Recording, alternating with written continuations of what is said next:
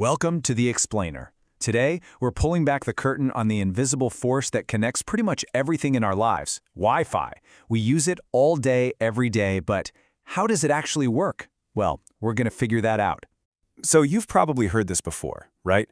That Wi-Fi is short for wireless fidelity. It sounds official, it sounds techy. Honestly, it just kind of makes sense. Well, get this, it's totally made up.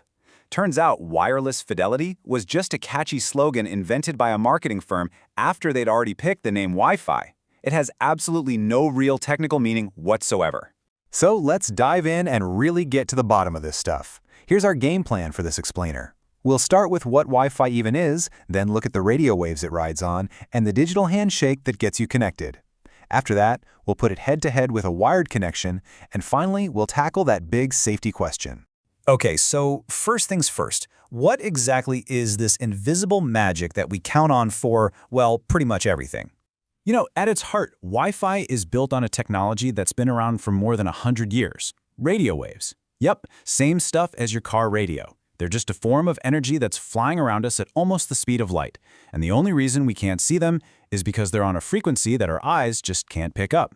And this, right here, is where the real magic happens. It's all about translation. Your router takes the digital language of the internet, all those ones and zeros, and converts it into an analog radio signal that it sends out into the air. Then your phone or your laptop catches that signal and instantly translates it right back into digital information it can display. It's a constant, two-way conversation.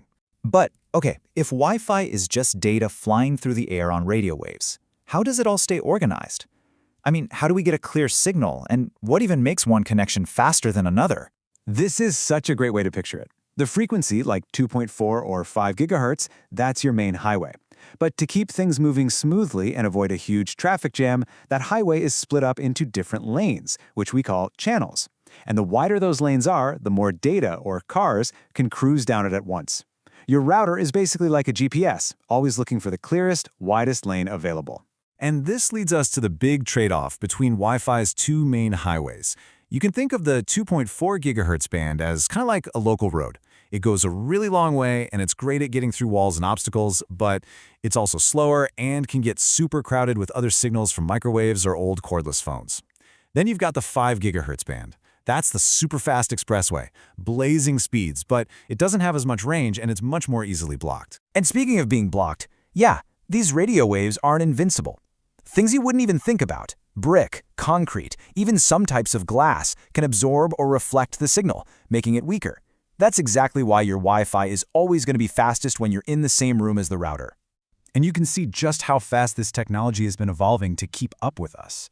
All these 802.11 numbers, they're the official names for each new generation of Wi-Fi. Every time a new one comes out, like AC for Wi-Fi 5 or AX for Wi-Fi 6, it represents a massive leap forward in speed, range, and, this is a big one, how well it handles tons of devices all trying to connect at the same time. Okay, so we know how the signal travels, but how does your specific device get the right information meant for it? Well, it all kicks off with something you can think of as a digital handshake. It's really just a quick four-step dance. First, your router is constantly shouting out its name. That's the SSID you see in your list of networks. Your device sees it and says, "Hey, I'd like to connect." Then you give it the password, which is kind of like the secret handshake. If it's correct, the router notes your device's unique hardware ID, its MAC address, and gives it a temporary IP address. That IP address is like a specific mailing address for the data, telling the router exactly where to send that video you're trying to watch. We all love the freedom of Wi-Fi, right? No cables, just connection. But with all this talk about interference and blocked signals, you might be asking, is it actually better than just plugging in a cable? Let's just be super direct about this. If you need the absolute best performance, if you're a competitive gamer or streaming in 4K, or you just can't afford any interruptions, nothing, and I mean nothing, beats an old-school Ethernet cable. When it comes to pure speed and reliability, wired is the undefeated champion. And here's why. That whole process of converting data into radio waves and back again, it's not perfect. Little bits of info, called packets, can get lost. It also creates a slight delay or latency, which is what we feel is lag. Plus, everyone in the house is sharing that same wireless highway, so it can get pretty congested. And of course, sending your data through the air is just naturally a bit less secure than sending it down a physical, protected cable. Okay, that brings us to our last section. And for a lot of us, it's the most important one. With all of these invisible radio waves filling our homes from routers, phones, smart speakers, everything, should we be worried? So let's just ask the big question straight up. Is all of this radiation that powers our modern world actually doing us any harm? The scientific consensus on this is incredibly clear. No. And to get why, you just need to understand that not all radiation is the same. Wi-Fi uses something called non-ionizing radiation, and that's a very different beast from the harmful kind we usually think about. And this quote just hits the nail on the head. Non-ionizing radiation has very low energy. It just doesn't have the power to damage human cells. To put it in perspective, the visible light coming from a normal light bulb is actually a more powerful form of radiation than Wi-Fi signals. So if Wi-Fi was dangerous, the light that we live and work in every single day would be far, far worse. So, there you have it.